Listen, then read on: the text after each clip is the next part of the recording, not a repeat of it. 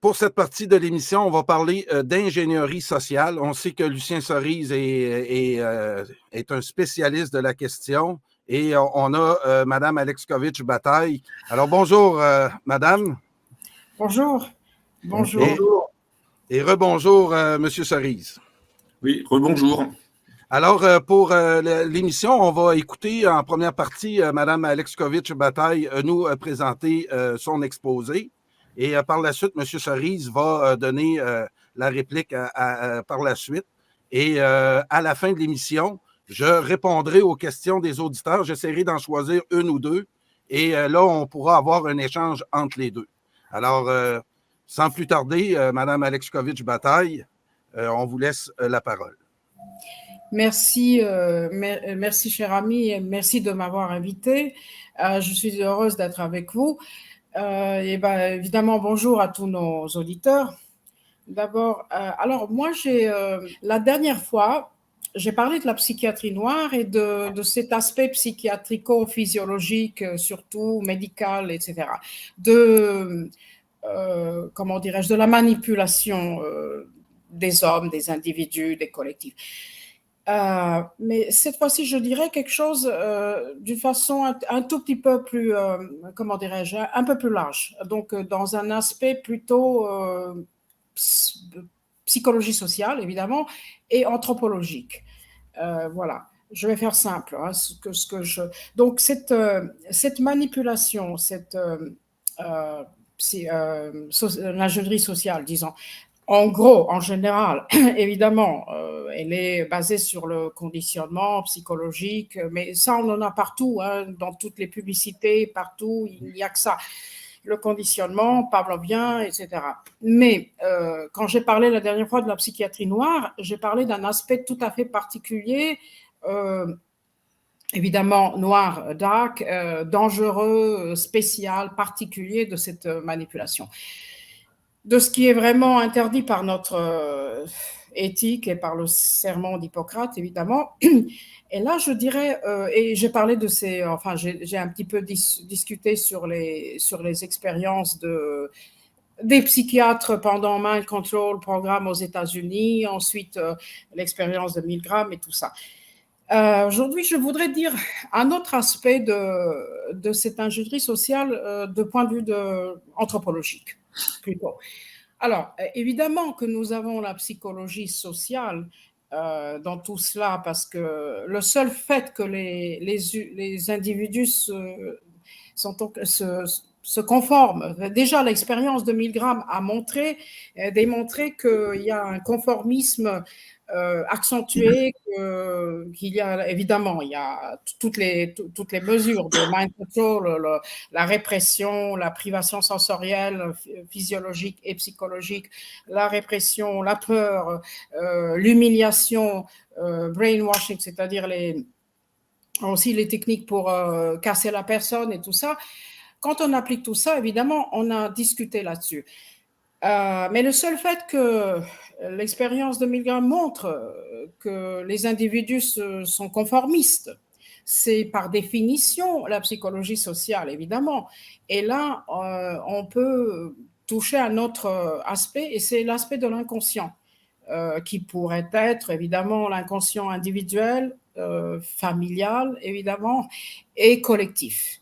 Et l'inconscient collectif, et moi je vais parler comme ça, hein, c'est peut-être, j'essaye de faire simple, dans la discussion on pourrait peut-être décortiquer mieux les concepts, parce que moi je vais juste donner un petit aperçu. Donc quand on parle de l'inconscient collectif, ça c'est un aspect très important pour l'ingénierie sociale aussi. Et là, je ne parle plus des individus, mais je parle d'un côté tout à fait général, c'est-à-dire des traditions, des religions, de côté anthropologique en gros. Et on pourrait dire,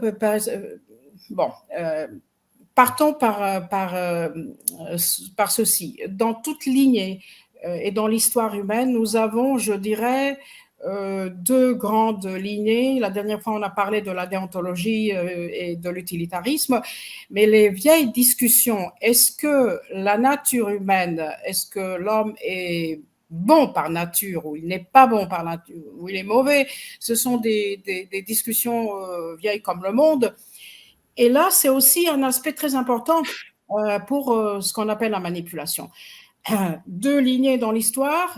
D'un côté, nous avons, à partir d'Aristote, disons, à partir des anciens, à travers saint Thomas d'Aquin, ensuite Rousseau, bon, que ce soit l'émotivisme ou le rationalisme de Kant, jusqu'aux humanistes d'aujourd'hui, entre guillemets, hein, de côté chrétien et côté gauchiste humaniste, peu importe, c'est la même lignée, de l'espoir en nature humaine.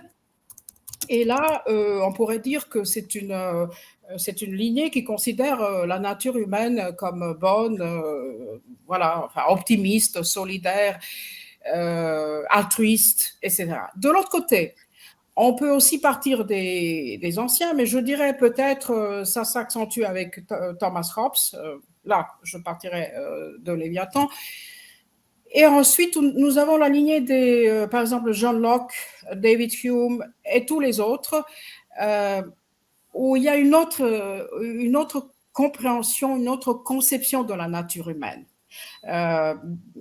Parlons maintenant comme Hobbes, est-ce qu'on est des loups les uns pour les autres? Vieux adage romain aussi. Mais on peut dire comme John Locke que les êtres humains sont... il y a un côté très rationnel et très égoïste, et pour Locke, c'était quelque chose de très bien. Qu'on soit tous des égoïstes, hein, parce que c'était quelque chose d'important pour l'aspect commun, social. L'être égoïste était très important dans la conception de Locke. Hume, pareil. Et là, je dirais, je ne vais pas vulgariser, mais cette autre lignée, donc lignée qui n'a pas cette espérance, la nature humaine n'est pas si bonne, n'est pas si naturelle, n'est pas si altruiste, cette autre lignée, elle peut venir jusqu'à Jeremy Bentham, c'est-à-dire l'utilitarisme dont on a parlé la dernière fois. Je ne vais pas parler de la philosophie là, mais c'est juste pour comparer. Et moi, je dirais, bon, évidemment, en simplifiant un peu, moi je dirais que cette lignée-là s'achève avec l'ordre quantitatif où nous sommes aujourd'hui, que nous vivons aujourd'hui. Et je dirais même, elle vient jusqu'à Soros. Et là, je profiterai juste pour dire une petite remarque, je m'adresse à Monsieur Cerise, ça c'est juste pour ne pas oublier, parce que je vous ai écouté, je suis 80% d'accord avec vous dans vos explications et dans vos idées, mais je dirais il y a une chose où je ne serais pas d'accord avec vous, c'est votre compréhension de Karl Popper et de son livre Open Society and His Enemies. J'ai l'impression, et je passe après parce que c'est pas le plus important, mais juste pour ne pas oublier, j'ai l'impression que si vous voulez, moi, je comprends autrement Karl Popper. Pour moi, c'est un logicien, un philosophe des sciences important. Bon, il est libéral, évidemment, mais Tocqueville était aussi libéral. Hein, ça dépend dans quel sens on parle du libéralisme. Mais je dirais que, à mon avis, Soros n'a rien compris de Popper. Et c'est juste entre parenthèses, hein, c'est pas notre sujet, mais je profite à dire à Monsieur Cerise, parce que ça m'a intéressé votre conception. J'ai l'impression que, vous savez, quand un banquier interprète un philosophe, ça vole pas très haut. Et je dirais que c'est la même chose qu'un chancelier interprète Nietzsche. Je ne dis pas que c'est la même chose l'interprétation de Nietzsche par les nazis, que l'interprétation de Popper par Soros, mais il me semble qu'il y a quand même une analogie. Et c'est pour finir hein, avec ça, à mon avis, Soros n'a pas vraiment compris l'idée de Karl Popper, parce que Popper, dans la philosophie des sciences, son idée des hypothèses qui sont à réfuter et qui ont la définition de la science exacte. Comment on élimine les hypothèses, il y a un contenu empirique qui doit exister, etc., etc. C'est pas quelque chose qu'il a du coup nécessairement transporté dans la société humaine. Il n'a pas parlé dans ce sens-là. C'est tout simplement, c'est un logicien très fort. Bon. Aujourd'hui, il n'a pas compris grand-chose à cette guerre et tout ça. Bon, enfin, comme d'ailleurs Chomsky, c'est pareil. Mais je parle de Popper en tant qu'un grand, pour moi, c'est un philosophe des sciences important. Et Popper. Et Soros, c'est tout à fait autre chose. Il a vulgarisé, il a banalisé. Et l'Open Society, c'est-à-dire la société ouverte de Soros, à mon avis, n'a rien à voir avec Popper. Enfin, il se sert de nom. Bon, Madame Alexkovitch, si vous le permettez. Je ferme la parenthèse. C'était pas mon sujet, c'est juste pour dire à Monsieur Cerise, parce que pour ne pas oublier, c'était important pour moi. Bon, je ferme la parenthèse. Voilà, je dirais, dans mon petit exposé, je dirais quelque chose sur ce côté qui m'intéresse aujourd'hui et qui est important aussi pour l'ingénierie sociale. Donc voilà, il y a un côté spirituel, un côté l'inconscient collectif, un côté anthropologique qui est très important vis-à-vis versus l'ordre quantitatif dans lequel nous vivons tous. Parce que nous vivons dans le monde de l'économisme totalitaire, ça c'est évident, dans l'arène des banquiers, dans un monde où tout s'achète et tout se vend. L'être humain, pareil, hein, aujourd'hui on achète l'utérus de la femme, on achète les enfants, on achète pratiquement tout, hein, on a vu les laboratoires en Ukraine et ailleurs, donc ça on a compris. Il y a la destruction de tout ce qui est tradition, mais je ne parle pas des traditions au sens, je ne parlerai pas des religions, mais au sens général des traditions, c'est-à-dire la destruction de la famille, des enfants, de l'honneur, de la fidélité, de l'amitié, destruction de tout ça. Il y a aussi un côté progrès obsessif, hein, progrès, hein, la foi, une linéarité, malgré Eliade, enfin, on a plusieurs conceptions dans ce qu'on appelle le progrès technologique et humain. Techniquement, on a vraiment fait un progrès énorme, mais si on parle des émotions, on est dans l'archéologie. Hein, l'amour, la haine et tout cela, ça n'a pas changé depuis 3000 ans. Hein. Donc, il y a un progrès obsessif, il y a l'idéologie WASP, évidemment, White Anglo-Saxon Protestant, et il y a la conception de l'homme nouveau. Ça, c'est très important aussi pour l'ingénierie sociale, pour la manipulation. Évidemment, toutes les sociétés totalitaires avaient sa conception de l'homme nouveau. Les nazis avaient un homme nouveau, les soviets avaient un homme nouveau. Pas Karl, mais Karl Popper. Klaus Schwab a aussi son homme nouveau, qui d'ailleurs est un transgender ou un, je ne sais pas, ou un cyborg ou un psychopathe tout simplement. Après, on peut discuter là-dessus. Et on vit dans ce monde-là. Et puis, ce qui est aussi très important pour la manipulation en général et pour la mind control, le contrôle du mental, et la psychiatrie noire, la psychologie noire, comme vous voulez, c'est aussi l'aspect, la conception que notre société ou notre temps a de trois concepts. La folie, la mort et la sexualité. Et là, je suis tout à fait d'accord avec Michel Foucault. Une société se mesure, le côté humaniste d'une société se mesure à sa façon à son, comment dirais-je, à son attitude face à la mort, face à la folie et face à la sexualité, évidemment.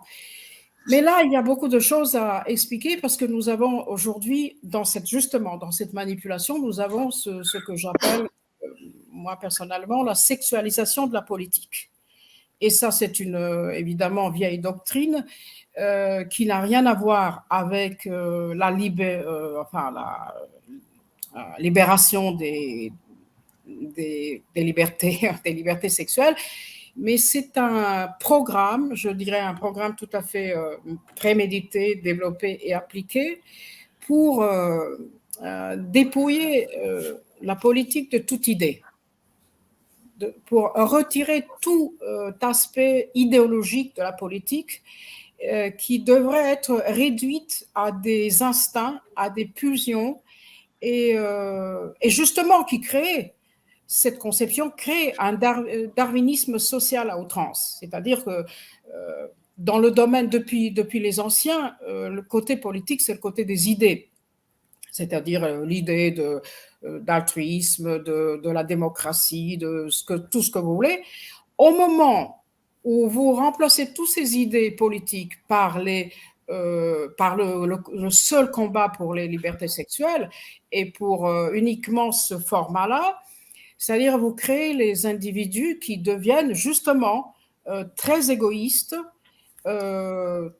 C'est un petit peu bellum omnia contra omnes, tout le monde contre tout le monde, parce que justement, côté instinct et côté pulsion et côté biologique et côté, si vous voulez, c'est la philogenèse, nous sommes tous très égoïstes. On ne peut pas être altruiste si on a faim, si on a soif, si on a des besoins sexuels, c'est évident. Et si vous remplacez toute la politique, toutes les idées, tous les programmes, même les idéologies, peu importe, totalitaires ou autres, par le seul programme de la sexualisation de la politique, c'est-à-dire il y a un seul sujet qui importe, c'est LGBT, par exemple, vous n'avez que ça. Vous créez une ambiance où tout le monde se bat contre tout le monde, c'est-à-dire chacun pour soi, et les individus deviennent très, très égoïstes. On a déjà un côté égoïste tous, on a l'instinct de mort et l'instinct de vie, tout le monde. Mais j'ai l'impression que nous sommes aujourd'hui dans un mode de vie qui voudrait retirer toute idée de la politique et la remplacer uniquement par le programme de la sexualité qui devrait se libérer. Personne n'est contre la libération de la sexualité. Là, Michel Foucault a fait un travail énorme et je suis tout à fait d'accord avec il faut se libérer. Mais en réduisant toute idéologie uniquement à l'idéologie LGBT, c'est tout simplement une méthode manipulatrice de créer un monde où tout le monde se bat contre tout le monde parce qu'on est par définition tous égoïstes. C'est la philogenèse. Dans la sexualité, il n'y a pas d'altruisme. Enfin, c'est pas l'idée de démocratie, je ne sais pas, de partage, etc. C'est vraiment un égoïsme pur, des instincts, des pulsions, et c'est la philogenèse. C'est la régression vers... Voilà. Donc, il y a cette manipulation-là quand on parle de toute cette idéologie LGBT. Bon, évidemment, il y en a qui croient que c'est pour leur bien, il faut les libérer, il ne faut pas qu'ils soient stigmatisés. Tout ça, je comprends. Seulement, j'ai l'impression que derrière tout ça, c'est une ingénierie sociale à outrance qui, en fait, comme je viens de dire, qui dépouille la politique de toute idée et remplace côté idée avec en réduisant tout ça à des pulsions, à des instincts et à la biologie, enfin, la sexualité biologique, voilà. Et donc là, on est tous égoïstes, on se bat les uns contre les autres, on ne pense plus à quoi que ce soit. Seule idée politique, c'est de se libérer sexuellement. Ben, c'est pas ça la politique, il y a rien, il n'y a plus aucun côté idéologique, même pas totalitaire. Là, c'est un grand problème dans l'ingénierie sociale, dirais-je, et j'ai l'impression aussi qu'il y a aussi un grand problème dans cette manipulation, c'est le côté relativiste.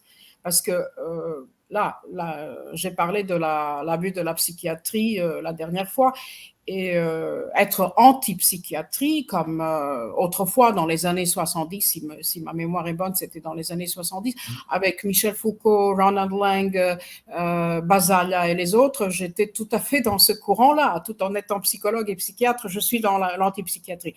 Mais se battre contre l'abus de la psychiatrie noire à des fins politiques est une chose, et relativiser tout concept de la folie en est une autre. Dire que la folie n'existe pas que les perversions n'existent pas, que tout est nivelé, si vous voulez, c'est un relativisme absolu. Et le relativisme absolu est toujours autoréfutant. Le relativisme s'autoréfute, ça c'est évident. Donc ça, c'est quelque chose qu'on ne peut pas accepter. D'un côté, on lutte contre l'abus de la psychiatrie noire à des fins politiques. Ça, c'est tout à fait ce qu'il faut. Enfin, on accepte cette idée. En revanche, dire que la folie n'existe pas, que les perversions n'existent pas, que tout est au même niveau, que tout doit être exhibé, qu'il n'y a plus aucune différence, c'est vraiment la folie. Ça, c'est un autre côté de la manipulation qui, non, logiquement, ça s'auto-réfute, mais empiriquement, ça va vers un monde, comme je viens de dire, bellum omnia contra omnes. On est tous on est tous des sauvages et on lutte les uns contre les autres. Donc, il y a le côté, la sexualisation de la politique, un côté très dangereux dans cette manipulation et l'injurie sociale, le relativisme qui ne veut rien dire, où tout est mis sur le même plan, donc la destruction de toutes les valeurs, parce que les valeurs sont déjà transformées depuis longtemps en marchandises. Donc, il n'y a pas de valeur, il n'y a pas de hiérarchie, il n'y a rien là. L'ordre hiérarchique, il est détruit. On a l'ordre quantitatif. Dieu sait que je suis pythagoricienne, moi, mais c'est pas la conception de Pythagore. C'est pas la même chose. Là, quand je parle de l'ordre quantitatif, c'est-à-dire cet économisme totalitaire c'est la société des individus et des électrons libres qui sont tous, comme disait Hobbes, des loups les uns pour les autres. Voilà. Donc, la sexualisation de la politique, le relativisme extrême. On a aussi, évidemment, dans les sociétés, surtout dans les sociétés de tradition protestante, on a cette lutte en permanence entre le puritanisme d'un côté et la perversion de l'autre. L'un implique l'autre. Enfin, finalement, ça se succède. Et on a aussi le troisième point très important et très dangereux dans cette l'injurie sociale, c'est cette idée du troisième sexe. En fait, voilà, l'homme nouveau d'aujourd'hui, de Davos, de Klaus Schwab, c'est ça, c'est le troisième sexe. Mais en fait, le troisième sexe, je dirais, l'ancêtre de la conception du troisième sexe, c'est en fait ni homme ni femme, et c'est le vieux client capitaliste, apatride, qui est l'ancêtre de ce troisième sexe. Et ça ne veut rien dire, hein. C'est un non-sens, c'est vraiment quelque chose d'absurde. La nature nous a donné deux genres, c'est-à-dire deux sexes. Notre perception psychologique que nous sommes entre les deux, ça c'est tout à fait légitime, mais ça c'est notre perception psychologique, c'est pas la raison, ni la cause, ni la raison pour mettre dans les passeports l'administration troisième sexe. C'est vraiment une absurdité totale. Donc, je résume. Je dirais que les choses les plus dangereuses dans cette manipulation et dans cette ingénierie sociale, au niveau un peu plus large que là, cette fois-ci, je n'ai pas parlé de la physiologie et de ces expériences psychiatriques, privation sensorielle, privation de Donald Hebb, Donald Cameron, Kasbeg, etc. Mais plutôt de côté social, psychologie sociale et même anthropologique. Nous avons ici, il faut voir quelle est la conception dans notre société, quelle est la conception de la folie, la conception de la maladie mentale, si vous voulez, de la folie, la conception de la mort et la conception de la sexualité. Donc, d'un côté, nous avons la sexualisation de la politique qui est très dangereuse, manipulatrice et qui ne mène nulle part. C'est pas on ne se libère pas, on remet tout le monde dans le darwinisme social le plus cruel.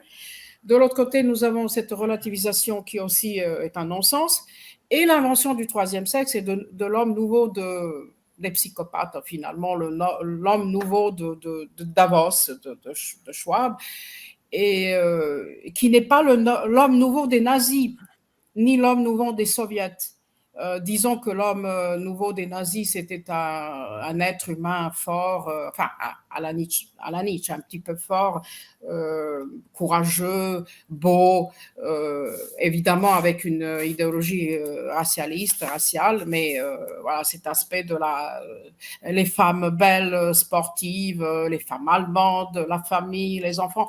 Chez les soviets, c'était les prolétaires, mais aussi très forts, très courageux, côté moral et tout ça. Et là, nous avons l'homme nouveau de la société manipulatrice d'aujourd'hui. C'est un psychopathe pur et dur. Hein. C'est quelqu'un qui n'a aucune émotion, qui n'a pas le sentiment de culpabilité, qui ne sent absolument rien pour les autres, qui est perdu biologiquement, sexuellement, et ne sait pas qui il est. Et puis, c'est aussi ce côté le plus dur du darwinisme social. Le darwinisme social existe depuis longtemps, mais là, je dirais aujourd'hui, c'est vraiment le sommet, c'est le comble de la misère. C'est vraiment le... Et donc voilà, sexualisation de la politique, relativisme à outrance et la conception de ce troisième sexe et d'un être humain tout à fait nouveau, alors qu'on sait très bien que ça n'existe pas. On est l'instinct de mort et l'instinct de vie en nous, ça fait 3000 ans que nous sommes minimum, hein, que nous sommes les mêmes êtres humains. Il n'y a pas de changement de ce côté-là. Je dirais que c'est ça le plus... bon, après, on peut parler aussi comment dire, de l'utilisation du féminisme, même si ça, c'est une banalité. Les femmes étaient utilisées depuis longtemps. C'est encore une fois le capitalisme très... dur qui utilise la femme depuis longtemps, mais là c'est pas seulement ça, c'est pas ça qui est important. Maintenant c'est l'invention d'un être qui ne serait ni homme ni femme et qui en fait comment dire, ça c'est le produit du capitalisme multinational, apatride complètement, sans aucune identité, sans aucune valeur, sans aucune appartenance. Et je dirais, voilà, pour finir, je dirais que ces trois moments qui sont à mes yeux très dangereux au niveau de l'ingénierie sociale et de la manipulation sont en fait les méthodes pour détruire toute communauté et pour détruire tout tissu social. Sexualisation de la politique avec cette idéologie de LGBT, voilà, avec ce relativisme exagéré et avec l'invention du troisième sexe, en fait, ce sont les méthodes pour détruire tout tissu social. C'est ça. Et pour nous rendre complètement, encore une fois, les électrons libres qui se battent tous les uns contre les autres. Nous sommes tous des loups les uns pour les autres. Et voilà, ça c'est quelque chose qui... et le progrès obsessif, le progrès, on ne sait même pas dans quel sens, quelle est la définition de ce progrès, mais ça c'est une compulsion, il faut être progressiste, alors que de l'autre côté, tout ce qui est tradition est détruite. Et là, c'est un aspect, donc voilà, l'inconscient collectif est très important dans ce sens-là, très important. L'aspect anthropologique et pas l'inconscient individuel pour la manipulation dont j'ai parlé la dernière fois, mais l'inconscient, cette fois-ci, l'inconscient collectif.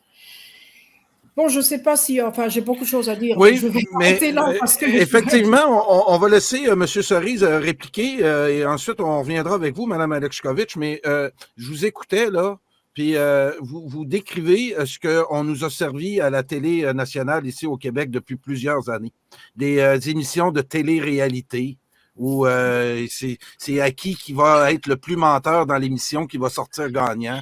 On a, et là, M. Cerise va nous parler de comment on nous a monté le cerveau, puis il va répliquer à ce que vous avez dit. Et entre autres, là, j'ai bien hâte de vous entendre, M. Cerise, sur Soros, ce que Mme Alexkovitch nous a ouvert comme parenthèse. Pour moi, là, c'est très important parce que Soros, nous, ici sur l'île de Montréal, on le subit depuis plusieurs années. On subit aussi les attaques de leurs milices sur l'île de Montréal. Et ils emmènent très large dans nos universités, dans nos médias. Et vous avez décrit vraiment le Québec contemporain. Monsieur Cerise, à vous la parole. Oui, alors tout de suite là sur Popper et Soros. Bon, il est évident que Soros est une caricature de Popper, et une caricature et même une trahison. C'est-à-dire qu'en fait, Soros est absolument pas libéral ou libertaire. Si on obéit en fait à sa doctrine, bon, c'est une forme de fascisme inversé, avec effectivement des antifas qui tapent sur les gens dans la rue s'ils refusent comment dire ça, de défiler au son de la Gay Pride. Donc de la même manière que Nietzsche en fait a inspiré, mais de manière totalement déformée, les nazis, et que le Nietzsche du Troisième Reich est une caricature du Nietzsche réel. Mais bon, alors effectivement, Popper a ce mérite d'avoir effectivement théorisé l'ingénierie sociale dans les années 50. Et effectivement, bon, de toute façon, Soros a été son élève et pratique l'ingénierie sociale sans le dire. C'est-à-dire que ce qui est d'ailleurs, c'est ça l'ingénierie sociale. Normalement, ça se fait sans se dire, parce que sinon, si on reconnaît qu'on en fait, on n'est plus justement dans le piratage, on n'est plus dans la subversion, on est dans la pédagogie. C'est-à-dire que transformer autrui en lui disant, travailler en fait à transformer quelqu'un en lui disant je vais te transformer, ça veut dire je vais t'apprendre de nouvelles compétences et tu pourras modifier ton comportement dans certains domaines. Et ça s'appelle, c'est juste de l'enseignement et de la pédagogie. En revanche, transformer quelqu'un furtivement sans lui dire qu'on est en train de le transformer, là, on est dans la subversion, quand ça s'applique à une société entière, ou dans la manipulation, ou dans la transformation identitaire d'un individu, c'est-à-dire dans le piratage, le hacking, et c'est ça l'ingénierie sociale, fondamentalement. Ça avance toujours masqué, de toute façon. Donc oui, non, mais globalement là sur Soros, je suis d'accord avec vous. Alors ensuite, je voulais vous demander, parce que enfin vous avez vécu en France, si j'ai bien compris, vous avez travaillé en France. Alors moi, en fait, en France, je suis assez amateur d'une école de psychanalyse qui s'appelle l'Association lacanienne internationale. Il y a plusieurs groupes, il y a plusieurs associations, en fait, et c'est celle qui me paraît la plus sérieuse. D'ailleurs, elle a été beaucoup critiquée, comme quoi ils étaient réactionnaires, conservateurs, etc. Donc, alors, il y a plusieurs publications qui sont sorties au fil des années, notamment. Alors, j'ai suivi les cours de Dany Robert Dufour, que vous connaissez peut-être au moins de nom, et qui en fait, bon, je lui dois tout. En fait, je dois tout à Lacan, en quelque sorte. Ma pensée sur l'ingénierie sociale, au niveau technique, au niveau historique, évidemment, bon, ça remonte au 19e siècle, et les psychanalystes n'y sont pas pour grand-chose. Mais ensuite, au niveau de la mécanique de précision, pour toucher les centres, les points sensibles du psychisme d'autrui, là, la topologie lacanienne est la meilleure école. Je n'en connais pas d'autres, pas de meilleure. Donc, bon, évidemment, Lacan vient de Freud, mais il affine considérablement Freud. Et puis, bon, Carl Gustav Jung, c'est, je dirais, mon premier amour, sur les questions de psychanalyse, parce qu'il est facile à lire. Et puis, bon, il fait rêver. Donc, Jung est incontournable. De toute façon, c'est un esprit universel absolument génial. Donc là, c'est par rapport à l'inconscient collectif, mais je pense que l'inconscient collectif, après, bon, c'est un débat un peu technique, mais je pense que l'inconscient collectif, par exemple, dans sa version lacanienne, ou même freudienne, puisque l'inconscient est social, chez Freud comme chez Lacan. Donc, ils ne vont pas jusqu'à la génétique. Enfin, Freud, si, il fait remonter l'inconscient aussi à l'instinct de vie, etc.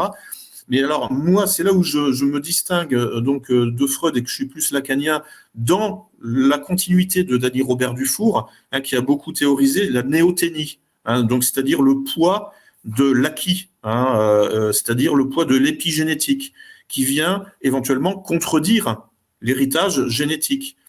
Et là, c'est le grand débat entre Freud et Jung. C'est la scission entre les deux. C'est que pour Freud, il y a justement une rupture entre la nature et la culture. C'est le principe, c'est l'Oedipe.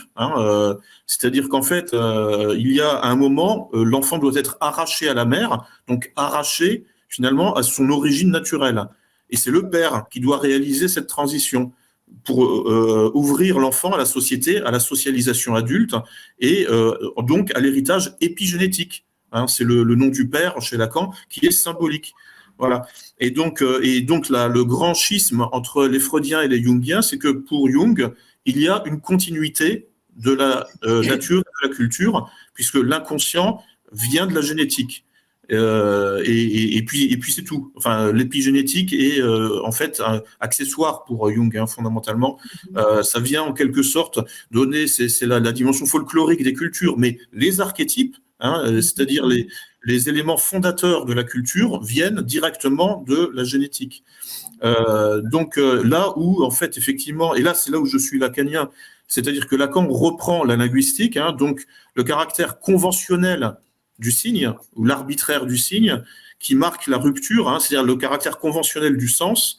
Hein, donc on peut parler d'archétypes aussi dans l'univers lacanien, sauf qu'ils sont d'origine épigénétique, culturelle, et marquent une rupture avec l'héritage génétique, donc naturel, qui, par lui-même, est muet. En fait, l'héritage génétique, dans le cadre freudien-lacanien, ne parle pas, en fait. Hein. Je veux dire, et donc,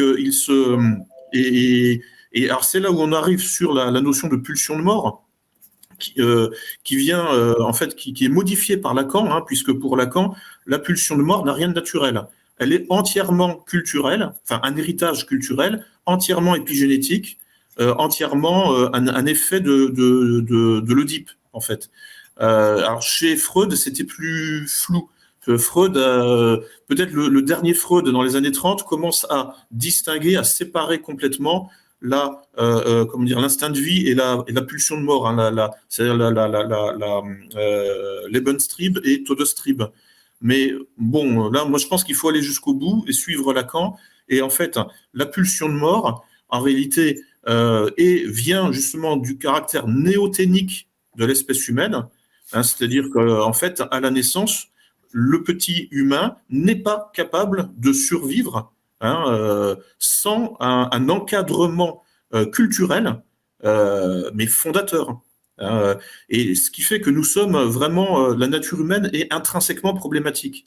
Je notais ça là pendant que je vous écoutais, c'est-à-dire qu'en fait, un être vivant une plante par exemple, c'est un être vivant qui n'obéit finalement en fait qu'à son code génétique. Les plantes n'ont pas de culture, enfin on les cultive, mais ça vient après. Mais intrinsèquement, une plante vit très bien en obéissant exclusivement à son code génétique, c'est-à-dire à la nature. Une plante est en unité avec elle-même. Hein, un être vivant qui n'obéit qu'à son code génétique est en unité avec lui-même, parce qu'il y a un seul codage comportemental.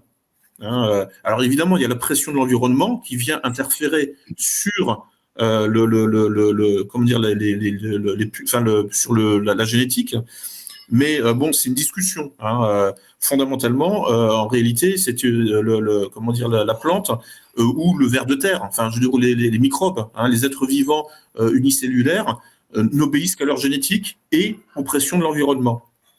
Donc, il y a quand même un peu d'épigénétique, mais purement matériel. Mais avec le poids de la culture, plus en fait les êtres vivants sont néothéniques, hein, et sur Terre, c'est l'Homo sapiens sapiens, hein, l'être humain qui est le plus néothénique, même si les chiens et les chats peuvent apprendre des choses. Donc eux aussi, hein, ils sont modifiables par la culture. On peut leur apprendre des mots, on peut leur apprendre à obéir à des mots, à faire des tours comme au cirque. Hein. Donc les mammifères supérieurs ont une dimension de plasticité, hein, comportementale, parce qu'ils ont une part de néothénie, hein, donc une part d'épigénétique en eux. Et donc avec le poids de l'acquis, le poids de la culture, et donc le poids de l'épigénétique, on commence à obéir à un deuxième codage comportemental. Et qui peut contredire le codage comportemental naturel, hein, issu de la génétique pure. Et en fait, alors ce que montre Danny Robert Dufour, hein, est dans la continuité de Lacan, en fait, hein, en réalité ce sont les intuitions lacaniennes, c'est que le codage culturel, le codage comportemental culturel, en fait, peut contredire le codage comportemental naturel. Hein. L'épigénétique peut contredire la génétique, et c'est ça la pulsion de mort. C'est quand le codage épigénétique vient en fait attaquer le codage comportemental génétique, qui lui est toujours du côté de la vie, fondamentalement. Les plantes n'ont pas de pulsion de mort. En fait, vous voyez, donc c'est je pense que tout ça vous savez déjà. En fait, là, c'est pour nos spectateurs que je récapitule tout ça et puis pour en fait me présenter à vous, parce que comme je n'ai pas un CV professionnel sur ces questions-là, moi je l'ai étudié en fait, donc en suivant les cours de Dufour et en lisant Jean-Pierre Lebrun aussi, qui est très bien. Et puis je l'ai vécu parce que on arrive, enfin tous, on a pu fréquenter des gens qui avaient des problèmes d'ordre psychiatrique, donc je l'ai expérimenté, je dirais, dans ma vie. Et puis on a tous eu des périodes dures, dépressives, etc. Donc je me suis pris aussi comme objet, comme cobaye, à plusieurs reprises dans ma vie. Donc voilà, donc la pulsion de mort, en fait, c'est finalement quand le codage culturel vient contredire le codage comportemental naturel, mais sachant que en fait, on ne peut pas revenir, on ne peut pas supprimer ce codage culturel, parce que sinon, on revient au stade de l'enfant qui vient de naître. Et donc, il y a un risque avec la culture, avec l'épigénétique, etc. Il y a toujours un risque, en fait, que cet héritage se retourne contre nos besoins génétiques naturels, qui, eux, sont toujours du côté de la vie et de l'adaptation positive à l'environnement. Donc ça, c'est mon cadre général de réflexion. Et je pense qu'en fait, alors sur cette base-là, finalement, donc le codage culturel, c'est aussi, quand le codage culturel attaque la nature, quand la culture attaque la nature, en fait, c'est aussi ce qu'on appelle l'idéologie, par exemple. Vous connaissez la définition de la folie.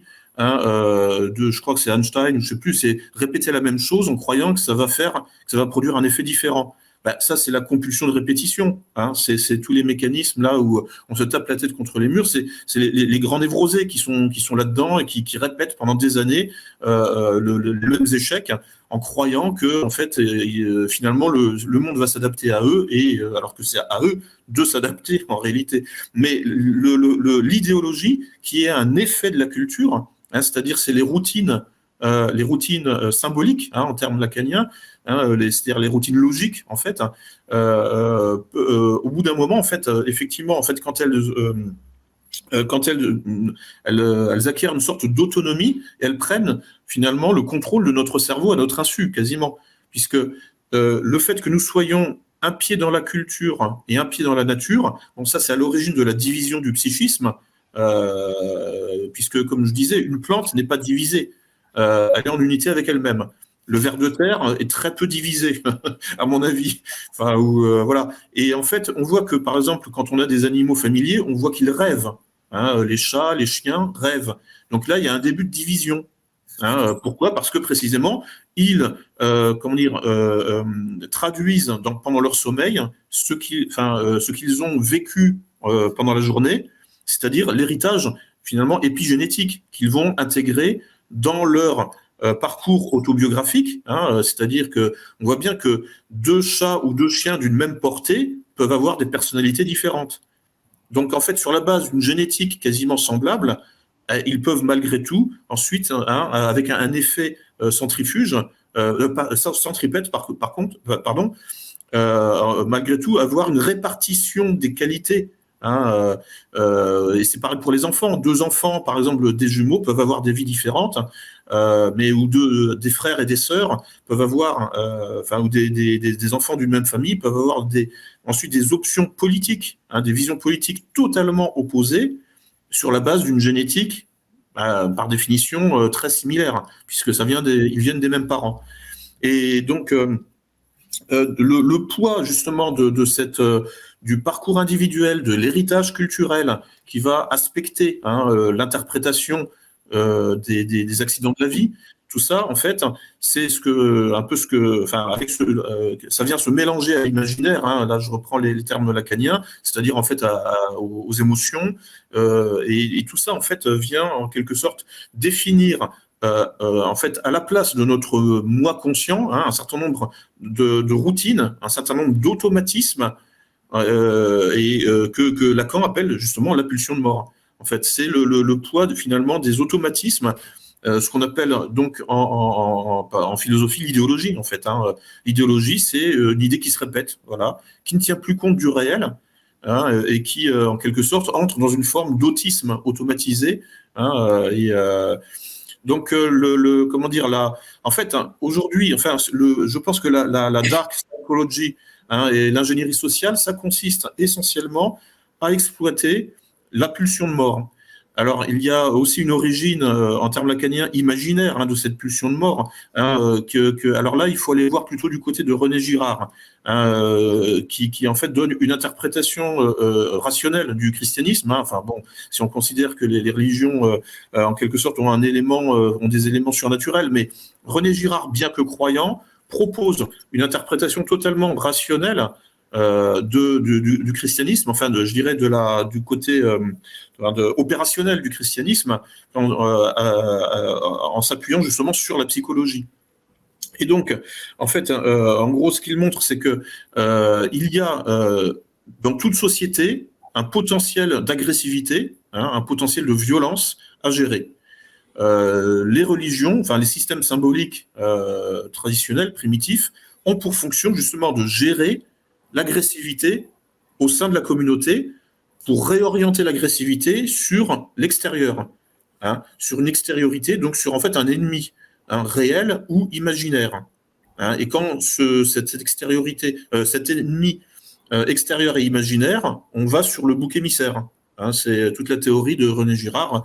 Alors parfois l'ennemi est réel, évidemment. Il faut se mettre, je sais pas, à la place d'une tribu préhistorique.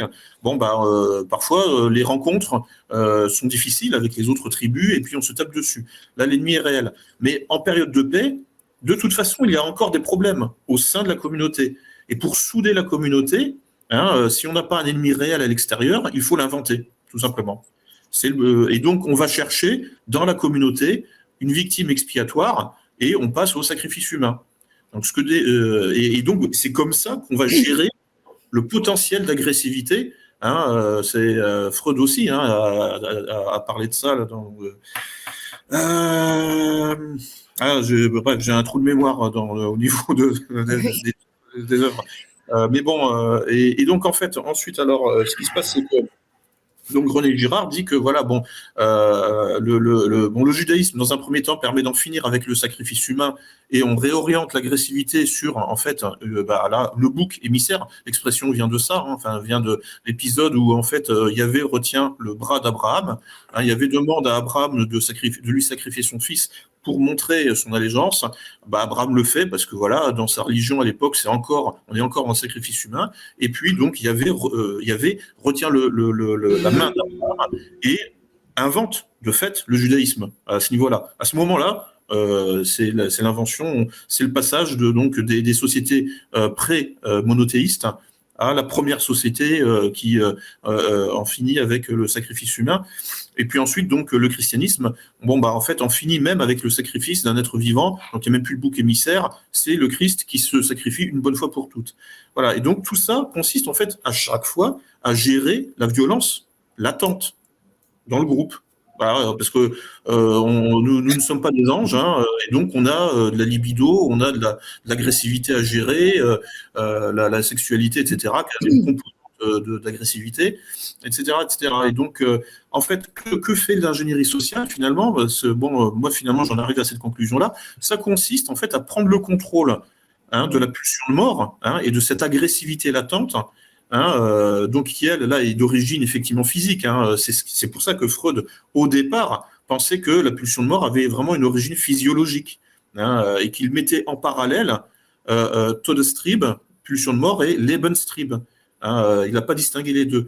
Donc, mais en réalité, on voit que ces questions-là, par exemple, ce que je veux dire, c'est que dans une tribu, enfin, dans un troupeau animal, il n'y a pas ce problème-là, hein, de devoir gérer l'agressivité intérieure. En fait, bon, le mâle dominant colle des raclées au mâle dominé, enfin au mâle, et puis c'est tout. Et puis voilà, après, de toute façon, comme en fait les animaux grégaires qui vivent en troupeau, de toute façon, sont perpétuellement en territoire hostile, en fait, donc ils n'ont pas besoin, en réalité, finalement, de gérer de manière civilisée, hein, entre guillemets, l'agressivité intérieure. Ils peuvent l'exploiter pour en fait, tout simplement lutter contre les prédateurs ou trouver des proies et laisser libre cours justement en fait à leur énergie vitale dans sa dimension justement de violence pour aller effectivement s'alimenter. Donc là, la question de la réorientation symbolique, hein, de l'agressivité sur un ennemi extérieur, elle se pose elle se pose que chez les humains, à cause justement en fait de la néothénie, qui fait que nous n'obéissons pas simplement à du codage génétique. Donc voilà, donc bon, là c'est un préambule en fait pour placer, pour vous faire comprendre en fait d'où je viens, d'où je parle sur le plan de ces questions-là, et ensuite seulement en réalité, une fois qu'on a bien compris ça, je pense, on peut commencer en fait à faire de la dentelle. Vous voyez ce que je veux dire? C'est-à-dire en fait à commencer à sculpter, hein, le potentiel de violence, hein, et là on passe à l'ingénierie sociale dans sa dimension de dark social engineering. Là, mais en fait, quand on regarde bien, part du temps, le social engineering, l'ingénierie sociale, consiste à faire du mal la plupart du temps. Hein, ça consiste en fait à pirater des individus ou des groupes pour en fait les déconstruire, hein, pour faire monter justement l'agressivité intérieure, hein, et pour exploser les groupes, ou alors pour créer de la cohésion dans un groupe et le monter contre un autre groupe. Hein, c'est les mécanismes de conflit triangulé qui peuvent être à l'intérieur d'un même groupe ou entre plusieurs groupes, 2 ou 3. Tout ça consiste à chaque fois, de toute façon, à gérer l'agressivité. Alors, vous connaissez aussi évidemment le livre de Konrad Lorenz, hein, tous ces textes fondateurs là, on n'en sort jamais en fait. Hein, tout a été dit. Henri Laborie, hein, aussi, éloge de la fuite là, avec comment réagissent les souris, hein, quand elles sont stressées et qu'elles peuvent pas s'échapper de la cage, elles s'entretuent. Voilà. C'est pareil pour les humains. Voilà, quand on peut pas réorienter l'énergie sur l'extérieur, on la réoriente contre soi-même. Ah oui, parce que les souris, soit elles s'entretuent, soit elles se suicident. Enfin, c'est-à-dire qu'en fait, elles tombent elles deviennent amorphes. Enfin, elles deviennent, elles se replient sur elles-mêmes. Et les humains, c'est pareil. Hein, toutes les expériences de mind control, on a vécu en 2020, hein, qui a duré 2 mois, c'était le confinement, du mind control à l'état pur. Hein. C'est les gens bouclés chez eux, enfermés chez eux, comme des souris dans une cage. On était comme des souris dans leur cage. Et le résultat, c'est qu'il y a eu beaucoup de ruptures, hein, à ce moment-là. Enfin, des couples, des familles qui se sont séparées, qui ont éclaté, parce que d'un seul coup, l'agressivité latente, hein, ne pouvait plus être exprimée à l'extérieur, dans le travail, par exemple, hein, ou dans le sport. Enfin bon, on avait droit à 1 heure de sortie par jour, mais c'est comme dans les prisons. Hein. Dans les prisons, on distribue des somnifères aux prisonniers quand ils sont 10 par chambre, parce que sinon ils s'entretuent. C'est obligatoire. Donc là donc l'ingénierie sociale, en fait, alors au départ, au 19e siècle, c'est en fait une tentative utopiste. Hein. Le terme apparaît chez Frédéric Leplay, qui était un ingénieur des mines français, et qui en fait avait un projet utopiste, hein, dans la grande tradition, hein, des socialistes utopistes, hein, Auguste Comte, etc. Et puis donc en fait à l'époque c'était juste un projet d'organisation scientifique de la société, et puis au XXe siècle, du fait que en général ces projets-là d'organisation scientifique de la société provoquent des réactions. Oui. Voilà, en fait personne n'en veut en réalité. Donc il va falloir fabriquer le consentement des peuples à leur propre réorganisation scientifique furtive, c'est-à-dire sans leur dire. Et voilà. Donc là, on a les deux branches de l'ingénierie sociale, c'est-à-dire l'utopie, d'une part, et la ruse. Toutes les techniques de ruse, de stratagème qui permettent de réorganiser de manière utopique, donc scientifique, parfaitement rationnelle, les sociétés humaines. Et là, tous les coups sont permis. Donc l'utilisation de l'agressivité latente et l'utilisation des mécanismes, des automatismes de type idéologique, ce que Lacan a appelé la pulsion de mort, et qui viennent contredire les besoins naturels. En fait, mais le problème, c'est que cette contradiction est aussi un encadrement. C'est ce que montre Dany Robert Dufour, c'est qu'on ne peut pas se passer de la culture, de toute façon, même si, voilà, parce qu'elle a un effet de contradiction de la nature, mais aussi un effet d'encadrement, et donc de ce qu'on appelle de civilisation. Discuter un petit peu. Mais écoutez, c'est très intéressant ce que vous venez de dire. Il y a plusieurs, moi en tout cas, j'ai compris ça comme plusieurs points, plusieurs sujets. D'abord, concernant le réel et le virtuel, dont vous avez parlé tout à l'heure, confinement, reconfinement, Great Lockdown, c'est-à-dire le grand renfermement de Michel Foucault, n'est-ce pas, qui n'a jamais rien réglé. Les renfermements n'avaient jamais rien réglé dans l'histoire, même à l'époque de la peste et des maladies. C'est tout à fait ça, c'est peut-être le premier point réel, virtuel, ouverture, fermeture. Nous avons vécu dans une ambiance, ces dernières 3 années, enfin beaucoup plus, mais spécialement ces dernières 3 années, dans ce que nous appelons dans notre métier borderline, c'est-à-dire le limès rouge, la ligne rouge entre le soi et le non-soi, entre l'intérieur et le monde extérieur. Parce que finalement, les populations ne savaient plus est-ce qu'elles étaient fermées ou est-ce qu'elles étaient à l'extérieur ou dedans. Est-ce que c'était la fermeture ou l'ouverture? Est-ce que c'était le réel ou le virtuel? Et ça, c'est par définition, c'est la définition de la psychose. Enfin, le borderline, mais c'est la définition de la psychose, de l'état psychotique, c'est-à-dire la folie aiguë. C'est quand vous ne faites plus la différence entre le monde intérieur et le monde extérieur. Et c'était ça le but, parce que toute l'ambiance était ça. Vous n'êtes ni là-bas, ni là-bas. Vous êtes entre les deux. Et donc, c'était pour rendre les gens fous, ce qui a réussi d'ailleurs en grande partie. Là, vous êtes tout à fait d'accord.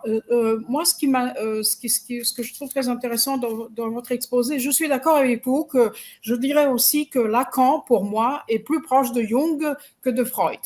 Ça, j'entends bien que moi, je suis tout à fait jungienne dans ce sens-là, parce que pour moi, l'idée de Jung, elle est intéressante, mais vous savez, il y a 50 ans avant Jung, il y avait un auteur russe qui s'appelait si ma mémoire est bonne, Nikolai, mais en tout cas Danilevski, il s'appelait Danilevski, qui parlait déjà, donc un demi-siècle avant Jung, il parlait de l'inconscient collectif.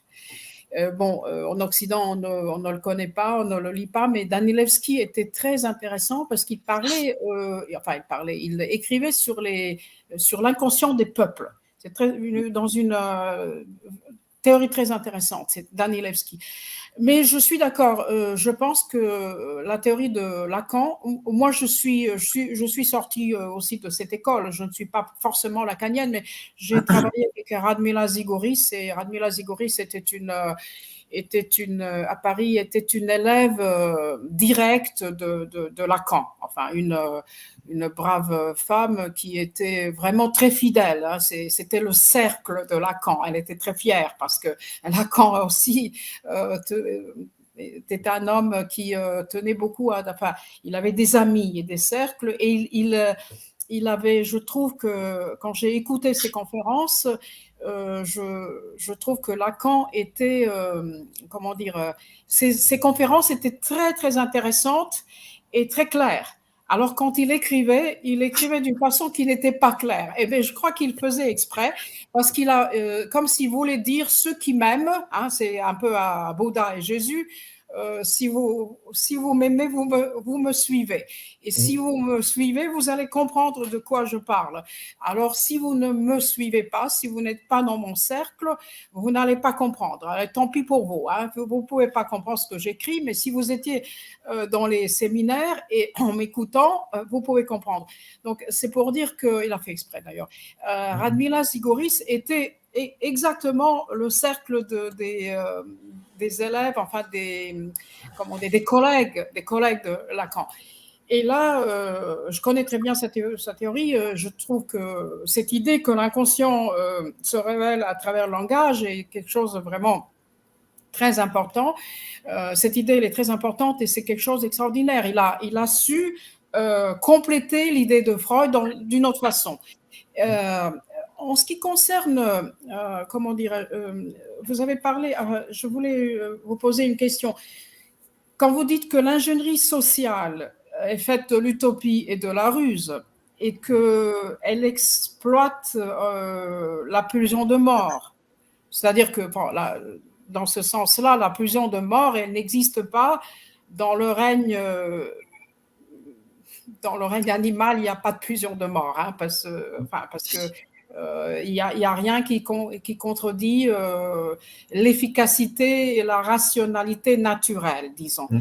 Donc, il y a des phénomènes d'entropie, hein, c'est-à-dire des phénomènes morbides, hein, de toute façon, hein, oui. Qui eux sont naturels, mais il n'y a pas effectivement les mécanismes de type idéologique que l'on rencontre vraiment chez les humains de manière massive. Vous voyez ce que je veux dire? Et là, c'est vraiment les mécanismes là d'automatisme, d'automatisme d'échec, hein, de répétition de l'échec. Oui. Et ça, c'est vraiment typiquement humain, à mon avis. Hein. Voilà, alors, en disant que l'ingénierie sociale telle conçue de cette façon-là exploite la pulsion de mort, et c'est-à-dire que est-ce que vous mettrez ça dans le même registre en disant que la culture telle qu'elle est, on est destiné à ça, on ne peut pas échapper à ça. D'ailleurs, Freud pensait que toute la culture est la conséquence de la névrose, enfin d'une certaine maladie mentale. S'il n'y avait pas ça, il n'y aurait pas de culture. Je simplifie. Si la culture se retourne dernièrement contre la nature, est-ce que quand vous dites l'ingénierie sociale qui exploite la pulsion de mort, est-ce que ça pourrait être cette culture-là qui se retourne contre la nature? Et quel est le but suprême? Parce que vous savez pourquoi je vous demande ça, je pose cette question, parce que la tentative de faire ce qu'ils avaient fait avec ce Covid, cette atmosphère Covid, avec toute cette opération Covid, le Covid Experimental Gene Treatment, c'était là, finalement, ça n'avait rien à voir avec les vaccins, tout le monde sait. En fait, ce n'était pas des vaccins, c'était de l'eugénisme. C'était de l'eugénisme, un programme. Alors, quelle était leur idée? Leur idée était de changer le génome humain, pour faire simple. C'était ça l'idée. Eh bien, ils n'ont pas réussi. Ils n'ont pas réussi. Si on peut dire que c'était l'ingénierie sociale aussi, ce traitement génique expérimental, qu'il était de l'ordre de l'ingénierie sociale, en gros, là, on voit un échec contre la nature. Et là, vous avez tout à fait raison, en parlant dans un autre sens, mais c'est tout à fait la culture qui se retourne. La culture, enfin, si c'est la culture, c'est la manipulation. Mais disons qu'elle est de l'ordre culturel, parce que la ruse et l'utopie, voilà. Donc, ce qu'ils ont voulu faire, c'est changer le génome humain, et ils ne l'ont pas réussi. Ça veut dire tout ce qu'ils ont fait à mener à la mort physique, aussi simple que ça. Donc, ils ont voulu changer avec ce traitement le génome humain, mais le résultat n'est pas un homme changé ou le génome changé, le résultat, c'est la mort. Les gens qui meurent tous les jours et qui vont mourir.